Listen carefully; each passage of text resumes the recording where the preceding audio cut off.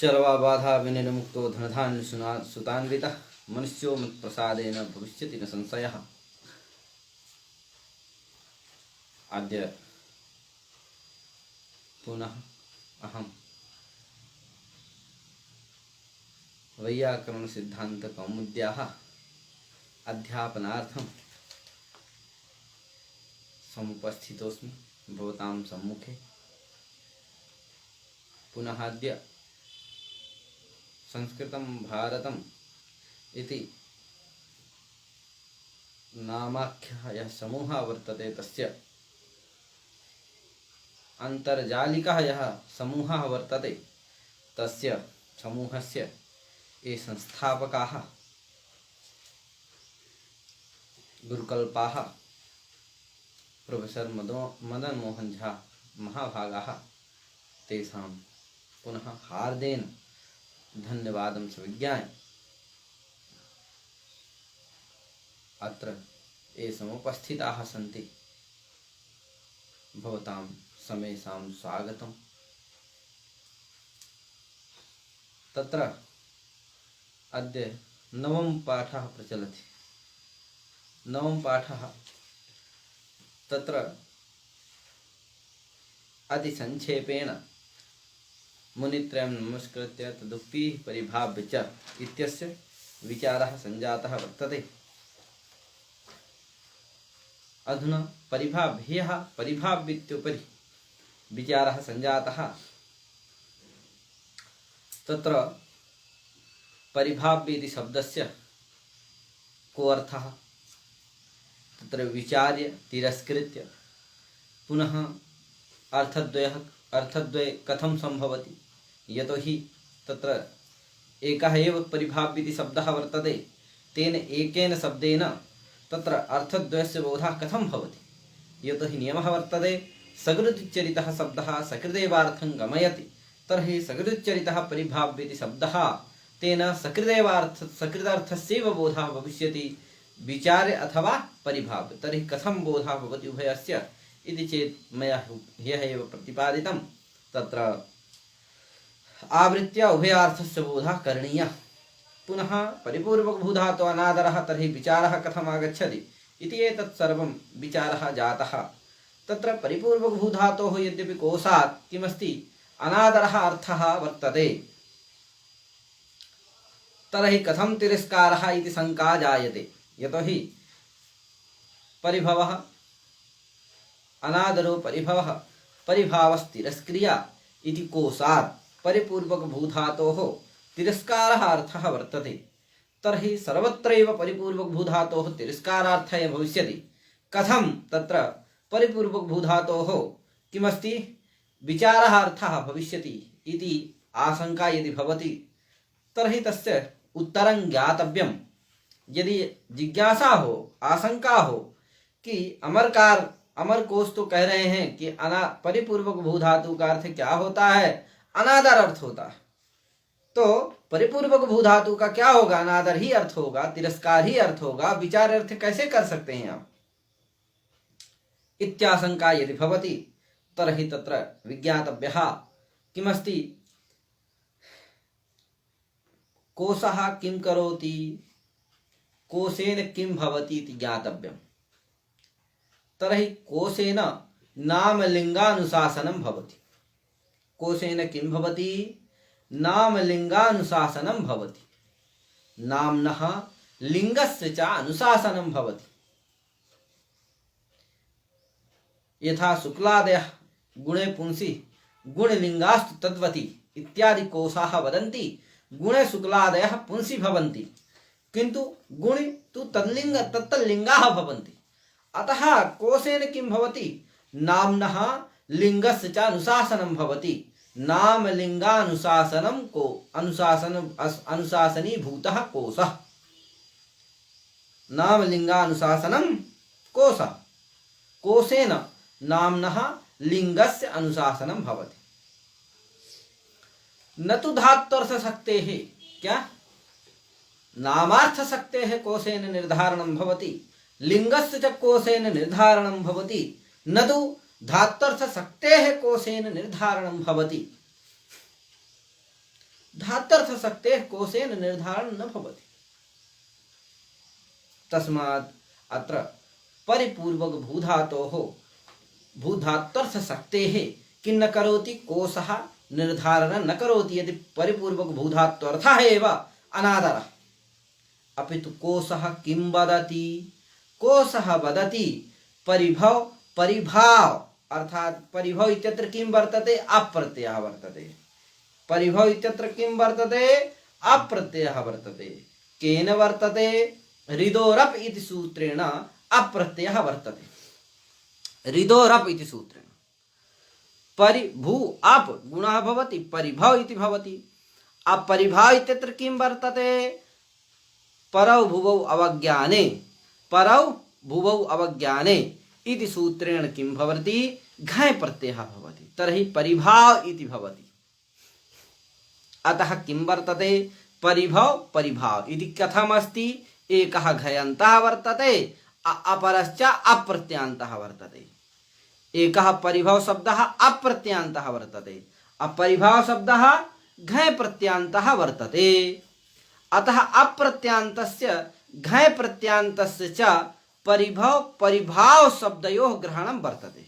कोशे कस्य ग्रहणं वर्तते, परिभव इति अप्रत्यान्तस्य, परिभाव इति घञ् प्रत्यान्तस्य ग्रहणं वर्तते। अतः अघञ् प्रत्यान्तः अप्रत्यान्तः किं भवति, नाम भवति, धातु भवति वा, नाम भवति, न तु धातु भवति। अतः नाम्नः निर्धारणं वर्तते, अर्थात नामार्थशक्तेः निर्धारणं वर्तते कि परिभव शब्द का अनादर अर्थ होता है, तिरस्कार अर्थ होता है। परिभाव शब्द का क्या अर्थ होता है, अनादर अर्थ होता है, तिरस्कार अर्थ होता है। परिपूर्वक भू धातु का तो तिरस्कार भी हो, तद अतिरिक्त अर्थ भी हो तो कोई समस्या नहीं।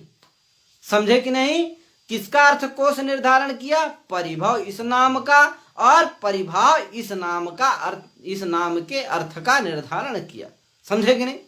परिभव परिभाव इति शब्दार्थ शक्त्योः इति शब्दार्थ शक्त्योः निर्धारणं करोति, न तु नामार्थ शक्त्योः निर्धारणं करोति, न तु परिपूर्वक भूधात्वर्थ शक्तेः परिपूर्वक भूधातु निष्ठा या शक्ति वर्तते तस्याः शक्तेः निर्धारणं करोति। तस्मात् अन्यथा वदति कश्चित् कथं न करोति भो, यदि करोति चेत् का क्षतिः। यदि परिपूर्वक भूधात्वर्थ निष्ठा या शक्ति वर्तते तस्याः शक्तेः यदि निर्धारणमेव करोति तर्हि का समस्या, का क्षतिः वर्तते। तर्हि तस्मै वक्तव्यं भो, यदि किं करोति, परिपूर्वक भूधात्वर्थ शक्तेः निर्धारणं करोति तर्हि परिभव इति एकमेव एकस्यैव शब्देन अन्यतरस्यैव उपादानेन किं भवति, परिपूर्वक भूधात्वर्थ शक्तेः ज्ञानं भविष्यति, तर्हि उभयोपादानं किं भविष्यति, व्यर्थं भविष्यति। अन्यतरोपादानेनैव कार्यं भविष्यति, उभयोः उपादानं व्यर्थम्। अतः तदेव ज्ञापयति, नहीं किं करोति, धात्वर्थ शक्तेः निर्णयं करोति, अपितु नाम्नः नामार्थ शक्तेः निर्धारणं करोति, प्रातिपदिकार्थ शक्तेः निर्धारणं करोति, न तु धात्वर्थ शक्तेः निर्धारणं करोति। यतोहि परिभव परिभाव इति उभय ग्रहण सामर्थ्यात्, परिभव परिभाव इति उभय ग्रहण सामर्थ्यात् किं ज्ञायते, यत् नामार्थ शक्तेः कोशेन निर्धारणं भवति, किं न भवति, धात्वर्थ शक्तेः कोशेन निर्धारणं न भवति। कथं ज्ञायते, तर्हि मया उक्तम् उभय किमस्ति, परिभव परिभाव इति उभय ग्रहण सामर्थ्यात्। अन्यथा एकेनैव परिभव इति उपादानं क्रियते चेत् तथापि किं भविष्यति, परिपूर्वक भूधात्वर्थस्य ज्ञानं कारयिष्यति चेत् किं भविष्यति, सर्वत्रैव ज्ञायते यत्र परिपूर्वक भूधातुः भवति तत्र परिपूर्वक भूधातुः अर्थात् तिरस्कारः भवति। तस्मात् परिभाव इत्यत्रापि परिपूर्वक भूधातुः वर्तते, अतः तत्रापि तिरस्कारार्थः भविष्यति। तस्मात् परिभव इति एक अन्यतरस्य एकेन उपादानेनैव कार्यं सिद्ध्यति, तर्हि किमर्थम उभयोः उपादानम, अतः उभयोपादान ग्रहण सा उभयोपादानात् किं भवति, ज्ञायते यत् किमस्ति कोशेन नाम्नः लिंगस्य च नामार्थशक्तेः लिंगस्य च नियमनं भवति, परिज्ञानं भवति, न तु धात्वर्थशक्तेः नियमनं भवति। अतः किं जातं वर्तते, अत्र परिपूर्वक भूधात्वर्थस्य निर्धारण न करोति, केवल परिभाव और परिभाव शब्द के अर्थ को ही बताता है। तो परिभाव पे यहाँ पर क्या है, न परिभाव है न परिभाव है, दोनों है नहीं है, अभी तो क्या है परिभाव पे है, इसलिए यहाँ तो क्या हो जाएगा, विचार अर्थ हो जाए तो भी कोई समस्या नहीं। कोश बस इतना बता दिया कि जहाँ परिभाव रहेगा और परिभाव रहेगा, अर्थात अप्रत्यांत घय प्रत्यांत जहाँ परिभाव और परिभाव रहेंगे, उनका क्या अर्थ होगा, उनका तिरस्कार ही अर्थ होगा। क्या नहीं होगा, उनका तदतिरिक्त अर्थ कुछ भी नहीं होगा। कोश ये नहीं कहता है कि परिपूर्वक भूधात्वर्थ ही क्या होता है, सब जगह तिरस्कार ही होता है, ऐसा कोश नहीं कहता, क्योंकि नाम लिंगा अनुशासन, नाम लिंग का अनुशासन करता है। अतः यहां पर भी क्या हो जाएगा, तिरस्कार अर्थ विचार अर्थ भी हो जाएगा, कोई समस्या नहीं।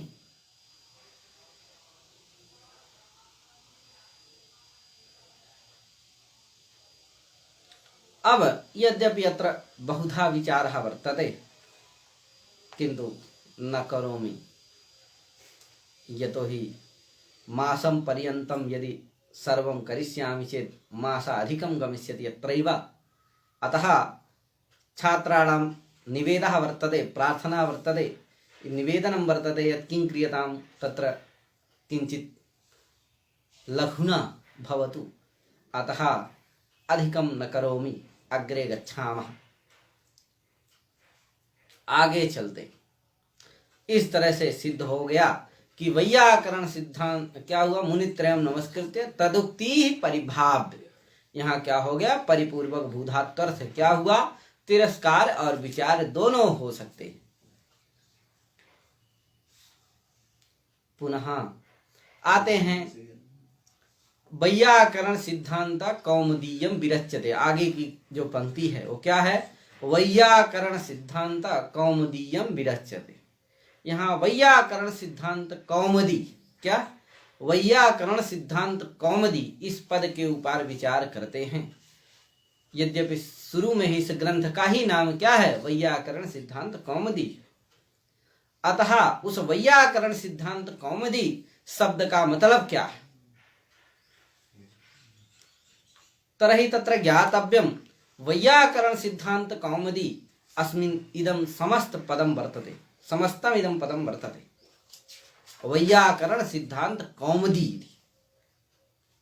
अब इस समस्त जो पद है उसमें भी तीन शब्द हैं, वैयाकरण सिद्धांत कौमुदी, तीन शब्द हैं, क्या क्या, वैयाकरण सिद्धांत कौमुदी।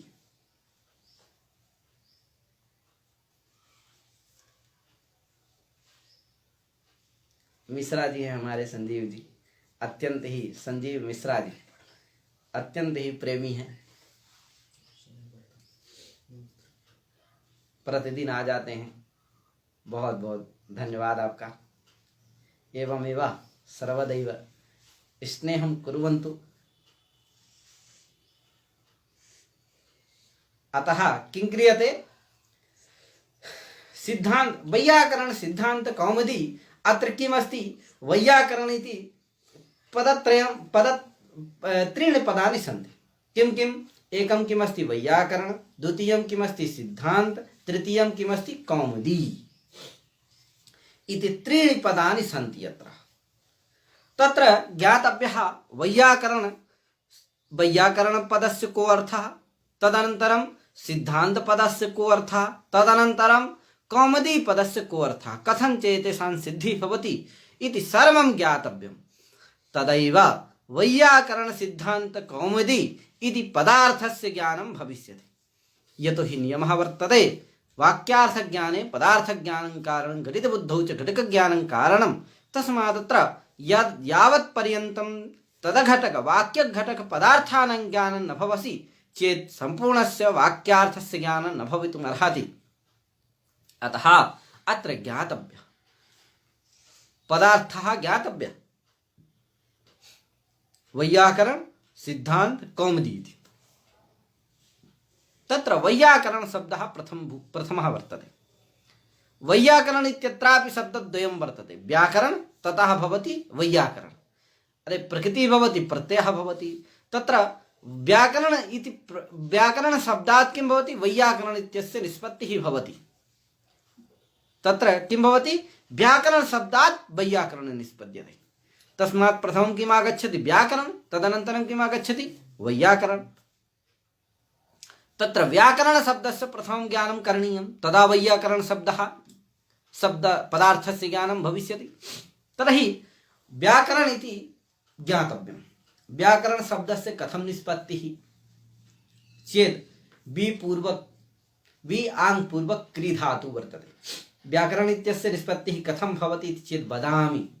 तत्र वि आङ् पूर्वक क्री धातुः वर्तते। वि आङ् पूर्वक क्री धातुः वर्तते। तस्मात् किं क्रियते, ल्युट् प्रत्ययः क्रियते। केन, करणाधिकरणयोश्च इति सूत्रेण। कस्मिन् अर्थे, करणार्थे। ज्ञातं न वा, व्याकरण इत्यत्र वि आङ् पूर्वक क्री धातुः वर्तते। तेन किं क्रियते, करणे अर्थे करणाधिकरणयोश्च इत्यनेन किं क्रियते, ल्युट् प्रत्ययः क्रियते। तेन किं भवति, वि आङ् क्री ल्युट्, तस्य स्थाने अन् भवति, व्याक्री अन्। ततः व्याकर गुणः भवति, व्याकरण अनन्तरं रत्वं भवति। तेन व्याकरण इति शब्दस्य निष्पत्ति स्वादिकृते सति व्याकरणम् इत्यादि शब्दस्य निष्पत्तिः भवति। कस्मिन् अर्थे आगतः ल्युट् प्रत्ययः, करणार्थे। व्याकरण शब्दस्य व्युत्पत्तिः का भवति, कश्च विग्रहः भवति। यतोहि कृतवृत्तिः भवति। कृत तद्धित समासैक शेष सनाद्यन्त धातुरूपाः पंचवृत्तयः। तर्हि किमस्ति, वृत्तिः वर्तते। तत्र विग्रहः भवति लौकिकः, लौकिकश्च। तत्र कः विग्रहः, लौकिकः विग्रहः कः, लोके प्रयोगार्हः लौकिकः। तस्मात् लौकिक विग्रहः कः। तर्हि वदामि, लौकिक विग्रहः वर्तते व्याकरण शब्दस्य। व्याक्रियन्ते व्युत्पाद्यन्ते असाधु शब्देभ्यः साधु शब्दाः अनेन इति व्याकरण। व्याक्रियन्ते व्युत्पाद्यन्ते असाधु शब्देभ्यः साधु शब्दाः पृथक् क्रियन्ते अनेन इति व्याकरणम। अर्थात जिसके द्वारा क्या हो, असाधु शब्दों के द्वारा, जिसके असाधु शब्दों के द्वारा, असाधु शब्दों से, जिसके द्वारा असाधु शब्दों से साधु शब्द को क्या किया जाए, पृथक किया जाए, उनमें साधुत्व बोधित किया जाए। वही क्या है, ऐसा जो नियम विशेष है वही क्या है, व्याकरण वर्तते। वही क्या है, व्याकरण। व्याकरण एक नियम विशेष है। क्या व्याकरण क्या है, एक नियम विशेष जो क्या करता है, जिसके माध्यम से, जिस नियम के माध्यम से हम क्या करते हैं, असाधु शब्दों को असाधु शब्दों से साधु शब्दों को अलग कर देते। इस जगत में नाना प्रकार के शब्द हैं। यदि शब्द आकाश में होते हैं, लेकिन प्रति तत्र व्यवहार में भी आकाशः वर्तते। तत्र कर्ण संस्कुल्यावच्छिन्न आकाशः वर्तते। नाना उपाधि भेदात् आकाशस्य भेदः वर्तते। अतः शब्दः किं भवति, नाना प्रकारकः वर्तते। साधु यथा घटा, जना व्यवहारे किं भवन्ति, घड़ा भवति किं, घटः। अतः असाधु शब्दोऽपि वर्तते, साधु शब्दोऽपि वर्तते। तत्र किं भवति, असाधु से शब्देभ्यः साधु शब्दाः पृथक् क्रियन्ते। असाधु शब्देभ्यः साधु शब्दः साधु शब्दस्य पृथक्करणं येन भवति येन नियम विशेषेण भवति स नियम विशेषः व्याकरणपदेन उच्यते। अतः व्याकरण तत्र अस्य बोधः का भवति, यः विग्रहः वर्तते व्याक्रियन्ते व्युत्पाद्यन्ते असाधु शब्देभ्यः साधु शब्दाः पृथक् क्रियन्ते अनेन इति अस्य विग्रहस्य को बोधः इति चेत् वदामि तत्र असाधु शब्दावधिक असाधु शब्दावधिक साधु शब्द कर्मक असाधु शब्दावधिक साधु शब्द कर्मक पृथक कृति प्रयोजक नियम विशेषो व्याकरण। असाधु शब्दावधिक साधु शब्द कर्मक पृथक कृति प्रयोजक नियम विशेषो व्याकरण इति एवं रीत्या तस्य बोधः कर्तुं शक्यते। अतः व्याकरण पदस्य निष्पत्तिः कथं भवति, कश्च व्याकरण इत्यस्य विग्रहः भवति, कश्च तस्य बोधः भवति। अनन्तरं भाष्यकारेणापि उक्तं व्याकरणम् इत्यस्य कः पदार्थः, व्याकरणम् इत्यस्य शब्दस्य कः पदार्थः, अर्थात इस व्याकरण इस शब्द का क्या अर्थ है, व्याकरण इस शब्द का क्या अर्थ है, व्याकरणम् इत्यस्य शब्दस्य कः पदार्थः। ये व्याकरण किस चिड़िया का नाम है जिसको आप क्या कहते हैं, व्याकरण कहते हैं। तो भाष्यकार ने यहाँ तीन पक्ष उपस्थापित किया। कितने? तीन कहा, तीन चीज को कहा कि व्याकरण से कह सकते। उसको यद्यपि संदेह समाधान इत्यादि भी दिया, पूर्व पक्षी किया, समाधान दिया, किंतु तीन को कहा। किसको किसको?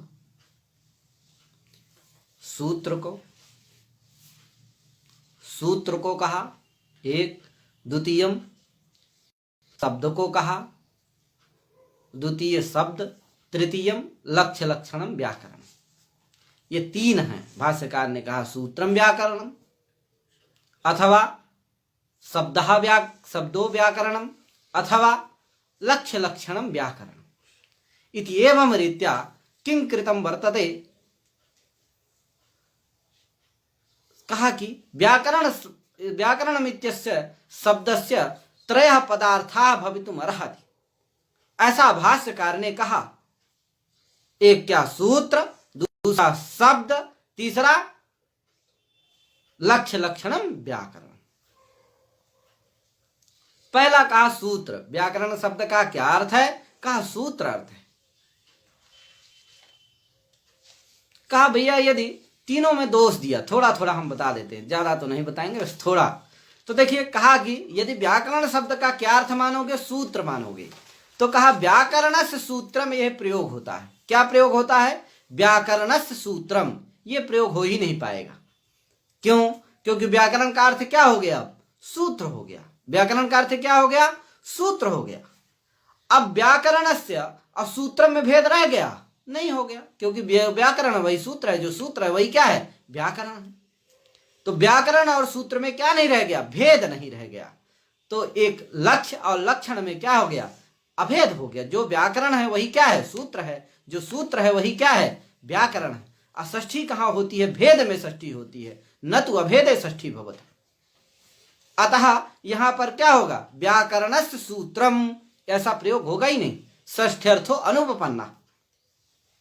षष्ठ्यर्थ क्या होगा? अनुपपन्न हो जाएगा, ऐसा भाष्यकार ने कहा। यद्यपि इसका आगे जाके समाधान भी दिया है। अतः अथवा पुनरस्तु सूत्रम व्याकरणम इत्यादि ना क्या किया? उसका समाधान दिया। अतः सूत्र पद भी, सूत्र को भी व्याकरण शब्द से कह सकते हो। शब्द व्याकरण नहीं है, आगे शब्द को कहा व्याकरण। कहा क्यों नहीं है? शब्द व्याकरण नहीं हो सकता। इसमें भी दो तीन कई दोष दिए, एक दो बता देते हैं। भवे च तद्धिता, ये लिख लीजिए। छोटे छोटे शब्द हैं। भाष्यकार की जो शैली है वो अत्यंत ही विलक्षण है। इसीलिए सभी ग्रंथों के भाष्य होते हैं और इसका नाम क्या है? महाभाष्य। महत्तम वर्तते। समेषां भाष्याणि भवन्ति। अस्य महाभाष्यं वर्तते, अस्य नाम महाभाष्यं वर्तते, महत्त्वं तत्र वर्तते। एतदेव विशिष्टा शैल्या किमर्थि प्रतिपादनं वर्तते सारस्य तत्त्वस्य। अतः तत्र लघु लघु वर्तते। भवे च तद्धितः, यदि शब्दं व्याकरणं स्वीक्रियते तर्हि एकः दोषः भवे च तद्धितः, द्वितीयः दोषः प्रोक्तादयश्च इति लिखितं वर्तते। भवे च तद्धितः इत्यस्य तात्पर्यं वर्तते व्याकरणे भवः वैयाकरणः इत्यादि विग्रह भवति। अब व्याकरण शब्द का अर्थ क्या मानोगे? यदि आप शब्द मानते हो तो व्याकरणे भवः, शब्दे भवः इत्यादि क्या होगा? शब्दे भवः योगः इत्यादि संबंध हो ही नहीं सकता है। अतः वैयाकरण इत्यादि क्या हो जाएगा? भवे च तद्धितः अनुपपन्न हो जाएगा। इसी तरह प्रोक्तादयश्च कहते हैं पाणिनीयम प्रोक्तम, पाणिनिना प्रोक्तम, तेन से क्या होता है? तेन प्रोक्तम से तृतीयांतात् प्रोक्तम इत्यर्थे अण प्रत्ययः भवतु, अणादयः प्रत्ययः भवन्ति। तर्हि किं भवति? पाणिनिना प्रोक्तम पाणिनीयम व्याकरणम, ऐसा होता है। अर्थात पाणिनि जी के द्वारा जो कहा गया हो वही क्या है? व्याकरण है। अब पाणिनि जी के द्वारा क्या कहा गया है? सूत्र कहे गए हैं कि शब्द कहे गए हैं? पाणिनि जी के द्वारा सूत्र कहे गए, न कि शब्द। तो पाणिनीयम व्याकरणम ये सब क्या हो जाएंगे? असंगत हो जाएगा। अतः शब्द को व्याकरण मत मानो, ऐसा भाष्यकार ने आक्षेप करके आगे इसका अभी समाधान दिया। फिर आगे जाकर के कहा लक्ष्य लक्षणम व्याकरणम। क्या व्याकरण है? लक्ष्य और लक्षण को क्या कहते हैं? व्याकरण कहते हैं। व्याकरण शब्द से कहते हैं लक्ष्यम लक्षण च लक्षणं च इत्येतत् समुदितम लक्ष्य लक्षणे व्याकरणम। लक्ष्य लक्षण इत्येतत् समुदित क्या है? व्याकरण है। नापि लक्ष्यम व्याकरणं वर्तते, नापि लक्षणं व्याकरणं वर्तते। लक्ष्यम इत्युक्ते शब्दः, अलक्षणम इत्युक्ते सूत्रम। लक्ष्यम इत्युक्ते शब्दः, अलक्षणम इत्युक्ते सूत्रम। अतः लक्ष्य लक्षणम इत्येतत् समुदितं व्याकरणं वर्तते, नापि लक्षणं लक्ष्यं व्याकरणं वर्तते, नापि लक्षणं व्याकरणं वर्तते इति भाष्यकारेण लक्ष्य लक्षणं व्याकरणम् इत्यनेन उक्तम् इति। व्याकरण पदस्य अर्थः तैः प्रतिपादितं वर्तते। पुनः व्याकरण पदस्य अर्थः तु सामान्यतया ज्ञानं जातम्। व्याकरणम् इत्यस्य शब्दस्य कः पदार्थः इति ज्ञानं जातम् अधुना। पुनः वैयाकरण इति जानीमः। वैयाकरण शब्दस्य निष्पत्तिः कथं भवति? कथञ्च कश्च वैयाकरण शब्दस्य अर्थः? तर्हि वदामि भो, व्याकरण शब्दात् किं भवति? व्याकरणम् इति द्वितीयान्तात् व्याकरणम् अधीते वेत्ति वा इति वैयाकरण। तदधीते तदवेद वा इति सूत्रेण किं भवति? तदधीते तद्वेद वा इत्यर्थे किं भवति? अण प्रत्ययः भवति। तेन किं भवति? व्याकरण अण अप नयवाभ्यां पदान्ताभ्यां पूर्वौतुताभ्यां ऐच् इत्यनेन किं भवति? ऐच् आगमः भवति। तर्हि किं भवति? यकार पदान्ताभ्यां यकार वकाराभ्यां पूर्वस्य किं भवति? ऐच् आगमः भवति। तर्हि यकारात् पूर्वम् ऐच् भवति। तेन किं भवति? वै व ऐ य मिलादो वैयाकरण इति भवति। पुनः अण भवति। अण इत्यत्र अकारः शेषः भवति, भासंज्ञा भवति, अतः लोपः भवति, एकस्य मेलनं भवति चेत् वैयाकरण इति पदस्य निष्पत्तिः भवति। अधुना ज्ञातव्यं कः विग्रहः वर्तते वैयाकरण इत्यस्य? व्याकरणम् अधीते वेत्ति वा वैयाकरणः। इसका हिंदी में अर्थ है कि जो व्याकरण का अध्ययन करता है और जो व्याकरण को जानता है उसको क्या कहते हैं? वैयाकरण कहते हैं। जो व्याकरण का अध्ययन करता है और जो व्याकरण को जानता है,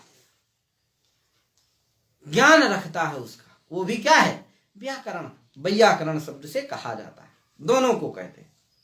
यह पाठयति यश्च पठति उभयोपि वैयाकरणम, है कि नहीं? उभौ अपि वैयाकरणम, दोनों क्या हैं? वैयाकरण पद से कहे जाते। कहा भैया तदधीते तदवेदवा इत्यत्र इत्यस्य सूत्रस्य कहा अर्थः?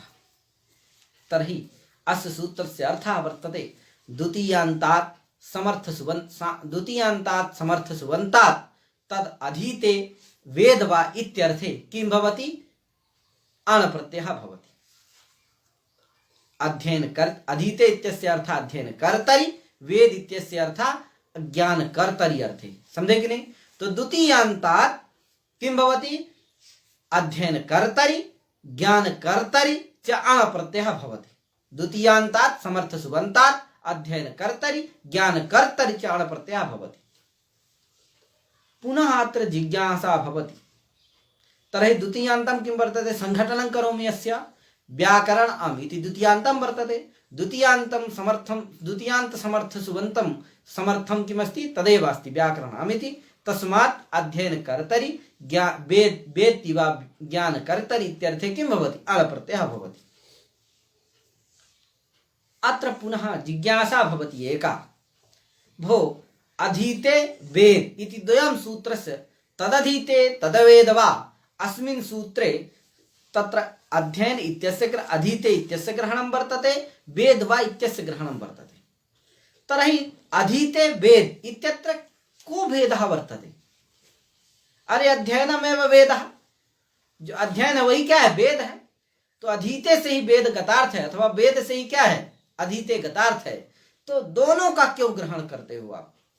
अन्यतर उपादानेनैव कार्यं सिद्ध्यति तर्हि किमर्थम् उभयोः उपादानं क्रियते सूत्रे? तरहि वदति भो अध्ययन और वेद में अंतर है। अध्ययन और वेद में अंतर है। अध्ययन किसको कहते हैं? तो गुरुमुखात् आनपूर्वी ग्रहणम अध्ययन पदेन उच्यते। क्या? गुरुमुखात् आनपूर्वी ग्रहणम शब्दानुपूर्वी ग्रहणम अध्ययन पदेन उच्यते। गुरुमुख से शब्दानुपूर्वी का ग्रहण करना अध्ययन कहा जाता है। जैसा गुरुजी पढ़ाए उसी तरह वो शब्द को रट लिए। जैसे वेद आदि, वेद आदि में क्या होता है? वहां वेद का अक्षरशः आनपूर्व्या ग्रहण करते हैं छात्र लोग। गुरुजी जैसे पढ़ा दिए, गणानंदा गणपति गुंगावामहे, प्रियानंदा प्रियपति गुंगावामहे इत्यादि क्या किए? पढ़ा दिए गुरुजी। और शिष्य जी क्या कर लिए? उसको गणानंदा गणपति गुंगावामहे इत्यादि आनपूर्व्या क्या कर लिए? उसका ग्रहण कर लिए। ना उसका अर्थ गुरुजी जानते हैं और ना ही उसका अर्थ शिष्य जी जाने। क्या उसको वेद नहीं हुआ? वहां क्या हुआ? केवल अक्षरशः आनपूर्व्या शब्दस्य केवलं ग्रहणं वर्तते। अधुना प्रायः सर्वत्रैव इयमेव शैली प्रवर्तमाना वर्तते। अनया शैल्या एव प्रायः सर्वत्रैव पाठ्यते। किन्तु ऐसा तु न समीचीनं। निरुक्ते एतस्य बहु निंदा कृतं वर्तते, निंदा कृता वर्तते। तस्मात् एतादृशम् अध्ययनं न करणीयम्। तर्हि किमस्ति? अध्ययन शब्दस्य अर्थः ज्ञातम्। अधुना किं? शब्दानां शब्दानुपूर्वी ग्रहणमेव गुरुमुखात् शब्दानुपूर्वी ग्रहणमेव अध्ययन पदेन उच्यते। वेद पदेन किम् उच्यते? तदर्थ ज्ञानं किम् उच्यते? वेद पदेन उच्यते। शब्दार्थ ज्ञानं किम् उच्यते? वेद पदेन उच्यते। तर्हि यदि कश्चित् वैयाकरणम् इत्युक्ते वैयाकरण ग्रन्थस्य किं वैयाकरण सिद्धांत कौमुदी यस्य ग्रन्थस्य केवलं रटनं करोति। अध्ययनं करोति इत्युक्ते रटनं करोति। शब्दतः आनपूर्व्याः केवलं तस्य ज्ञानं वर्तते, अर्थतः तस्य ज्ञानं न वर्तते। सोऽपि वैयाकरण भवितुम् अर्हति। यतो हि सूत्रस्य ज्ञानं वर्तते, तत्र वृत्तेः रटनं वर्तते, शब्दानाम् एतेषां शब्दानां ज्ञानं वर्तते इति धिया तस्य किमस्ति? वैयाकरणपदेन सोऽपि उच्यते। अभी च यः किं करोति? व्याकरण तत्वार्थ वैयाकरण सिद्धांत कौमुदीगत तत्वार्थस्य सारस्य शब्दार्थानां पदार्थानां च ज्ञानं वर्तते यस्य सोऽपि वैयाकरण पदेन उच्यते। अतः अध्ययन वेद इत्यनयोर् मध्ये महान् भेदः वर्तते। अतएव तदधीते तदवेद वा इत्यत्र अस्मिन् सूत्रे अधीते वेद इति उभयोः ग्रहणं वर्तते, न तु एकस्यैव। एकस्य उपादाने अध्ययन शब्दानुपूर्वी यः ग्रहणं करोति तत्रैव किं भविष्यति, वैयाकरण इति शब्दस्य प्रयोगः भविष्यति। एवञ्च यदि तद्वेद इत्यस्यैव प्रयोगः इति एव ग्रहणं क्रियते तदा यः अर्थतत्त्वं जानाति पदार्थतत्त्वं जानाति सैव वैयाकरणः इति भवति। यश्च अध्ययनं करोति केवलं शब्दानां ज्ञानं भवति स वैयाकरणपदेन तस्य ज्ञानं न भवितुमर्हति, तत्र वैयाकरणशब्दस्य प्रयोगः न भवितुमर्हति। किन्तु स्यात्। अतएव किं कृतं वर्तते, तदधीते तदवेद वा इत्यत्र उभयोः उपादानं कृतं वर्तते। अधीते वेद वा। अतः अधुना जातं व्याकरण शब्दात् किं भवति, तदधीते व्याकरणमधीते वेत्ति वा इति वैयाकरणः अत्र भवति अणप्रत्ययः वृद्ध्यादि ऐचागमादि कृते वैयाकरण शब्दस्य निष्पत्तिः भवति। तर्हि वैयाकरण शब्दस्य पदस्य कः अर्थः इति ज्ञानं जातम्। अधुना व्याकरणं नियम विशेषः यः वर्तते तं यः अधीते जानाति च स वैयाकरणः भवति। पुनश्च सिद्धान्तः इति आगच्छति। वैयाकरण सिद्धान्तः, अत्र सिद्धान्त इति तृतीयं पदं वर्तते। तत्र सिद्धान्तपदस्य को अर्थः, तर्हि सिद्धः असेधिति सिद्धः, भूतकाले अक्ता प्रत्ययः वर्तते, असेधिति सिद्धः। असिद्धः इत्यस्य अर्थः भवति निष्पन्नः। असेधिति सिद्धः, सिद्धः निष्पन्नः, अन्तः निर्णयः, येषाम् अर्थानां ते सिद्धान्ताः येषु वा इति सिद्धान्ताः, अर्थात् निश्चितार्थाः इति यावत्। तत्र वैयाकरणानां सिद्धान्ताः वैयाकरण सिद्धान्ताः इति षष्ठी समासः भवति। सिद्धान्तेन सह वैयाकरणपदस्य किं भवति, षष्ठी समासः भवति। वैयाकरणानां सिद्धान्ताः वैयाकरण सिद्धान्ताः। सिद्धान्त शब्दस्य इतोप्यर्थः भवति वादी प्रतिवादिभ्यां निर्णीतत्वेन आक्षेपरहितो अर्थः सिद्धान्तः इति सुप्रसिद्धमेव वर्तते, भवन्तः सर्वेपि जानन्ति एव। अतः वैयाकरणानां सिद्धान्ताः वैयाकरण सिद्धान्ताः इति षष्ठी समासः अत्र भवति। वैयाकरण संबंधी ये सिद्धान्ताः सन्ति तत्र संबन्धश्च कः भवति, तत्र वैयाकरण संबंधी सिद्धान्ताः। अत्र संबन्धः कः भवति, तर्हि प्रतिपाद्य प्रतिपादक भावः संबन्धः भवितुमर्हति। तर्हि वैयाकरण सिद्धान्ताः इति पदस्य अर्थः भवति वैयाकरण प्रतिपादित सिद्धान्ताः, वैयाकरण प्रतिपादित सिद्धान्ताः।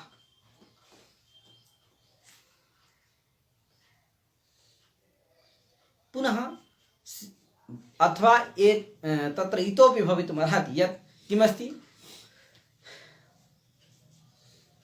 वैयाकरणा एव सिद्धाः, वैयाकरणाः एव सिद्धाः इति वैयाकरण सिद्धाः। अत्र कर्मधारय समासः भवति। अतः सिद्धः सिद्धेन सह वैयाकरणस्य किं भवति, षष्ठी समासः भवति। तर्हि वैयाकरणः एव विशेषणं विशेषण बहुलम् इत्यनेन समानाधिकरण तत्पुरुषसमासः भवति। तर्हि वैयाकरणाः एव सिद्धाः वैयाकरण सिद्धाः, अवैयाकरण सिद्धाः अन्तः निर्णयः येषु ते अर्थाः वैयाकरण सिद्धान्ताः इति एवं रीत्यापि समासः कर्तुं शक्यते। अतः तदनन्तरं कौमुदी श्वः पुनः एतदुपरि विचारः भविष्यति। अधुना अल्पमेव वर्तते, समयः सञ्जातः वर्तते। अधु अस्तु श्वः पुनर्मिलामः। तत्र कौमुदीपदस्य अर्थः कः भवति, तस्य निष्पत्तिः कथं भवति, पुनः वैयाकरणसिद्धान्तकौमुदी समस्तस्य पदस्य कः अर्थः, एवञ्च विरच्यते इत्यत्र विरचनक्रियायाः कः, विरच्यते इत्यत्र का क्रिया वर्तते, विपूर्वक रचधातोः कः अर्थः अत्र, प्रतियत्नः स चात्र सम्भवति न वा, विरच्यते इत्यत्र क्रियापदं वर्तते। अस्मिन् सम्पूर्णेऽपि मङ्गलाचरणे ग्रन्थपदस्य ग्रन्थकर्तुः उल्लेखः नास्ति, तस्मात् अत्र विरच्यते, अतः अत्र कर्तापदेन किं गृह्यते, का कर्ता भवति इत्यादि कथञ्च भट्टोदीक्षित इति कर्तुः आक्षेपः भवति इति एतत् सर्वं श्वः प्रतिपादयिष्यामः। अतः पुनः एक द्विदिनं यावत् मङ्गलाचरणस्य सामान्यतया विचारः भविष्यति, अग्रे च विचारः भविष्यति। अधुना तत्र सायङ्काले षड्वादनतः ज्ञानगङ्गा काशी इति समूहेपि व्याख्यानं प्रचलति। तत्र अन्योन्याश्रय तत्र विशेष रूपेण तत्र व्याख्यानं भवति। तत्र पंक्तिशः यद्यपि न भवति, अत्र तु पंक्तिशः अध्ययनं भविष्यति।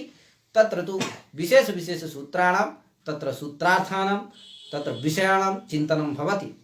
अतः तत्र ये जिज्ञासवः सन्ति तेषां तत्रापि स्वागतं वर्तते। अतः अस्तु, अद्य एतावदेव उक्त्वा विरमामि। सर्वेभ्यो नमो नमः। हरि ओम्।